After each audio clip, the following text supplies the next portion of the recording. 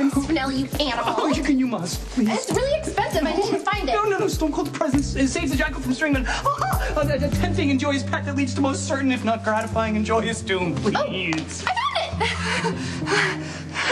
found it. Sadly, the pursuit of carnal knowledge between myself and Maximista always ends up in heartbreak and emotional devastation. Spinelli, I've worked really hard to win you back, and I think that lately I've been pretty honest and true blue, which is very hard for me to say. That's it. It's obvious. It's a perfect solution for all concerned. Great. I'm leaving. No.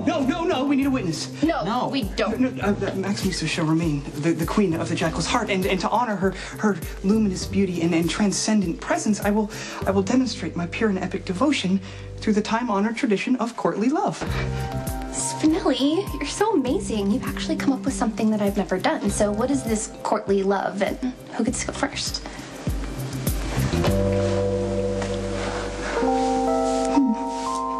Spinelli, I really need you to explain the whole courtly love thing to me again, because it's not making any sense. Oh, certainly. Thanks. Okay. Courtly love was a method of social intercourse, as it were, for Renaissance nobility, and it flourished in the 12th century, although it became a little more refined and sophisticated post-Renaissance, as evidenced by 16th century sonnets, and of course not to mention the recent game box characters and storylines of the Dragon Riders series. So it doesn't have anything to do with order in the court? Well, actually, in this context, court refers to the lords and ladies and knights that surround, quite literally surround, the king and queen of any given country. Okay, a knight, for instance, regularly conquers evildoers, and then, after completing all manners of heroic deeds, would return to the court for honor and recognition, not to mention maybe an approving glance from his heart's desire. So the brave guy, like you, always ends up with the girl. Well, in a sense, but in courtly love, the romance is secret. So the brave suitor would woo his fair lady with sonnets, and songs, and tokens of esteem and chaste affection, and then conversely, she might sneak him a cryptic note or a perfumed handkerchief. Oh, well, what you wanted was some perfumed handkerchiefs. I mean, I could do that for you. I wear lots of perfume, and handkerchiefs are very eco-friendly, so I feel like they're going to be making a comeback, and I like music. You already wrote me a sonnet, so I would be down for some poems. Excellent. But don't you think it would be a whole lot easier if we just had a couple beers and hooked up? Glad to see one piece, Mohammed.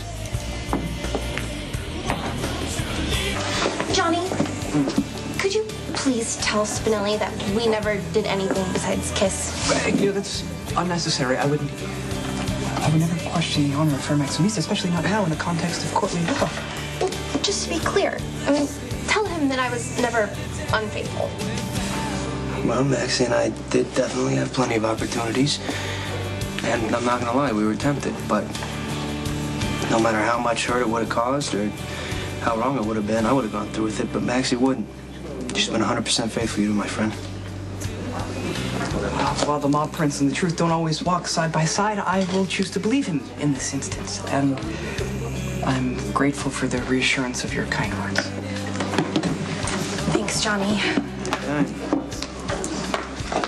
You know, we still have to celebrate you solving your first case and everything. No, I merely contributed to the arrest of a flawed man who, while unfaithful, is certainly not a killer. Whatever. There's a room upstairs. Spinelli, uncourtly thought. Greetings. You and Robin need to compare notes. Is Dr. Scorpio having second thoughts as well? And if the two most intelligent people that I know are still asking questions, this case is not over. Item 34, Section 12A of my private investigation course, it says that the first answer is almost always never the correct answer. Then we need to start over and review everything from the very beginning. Spinelli has decided he wants us to be all about courtly love, which sounds kind of fun, actually, because the guy writes the girl poems and then sends her stuff. I don't know, he still has to explain all the details to me, but I think it could work. Although I would just like to skip ahead to the good part. You mean the sex? Yeah, that's what a relationship's all about, right? Okay, well, in courtly love, the knight actually admires his true love from afar, and the relationship is never consummated. Wait a second. They don't ever have sex? That's right. I don't think so. If you're right about this, we have a real problem. Spinelli! Sorry, can I talk to you for a second?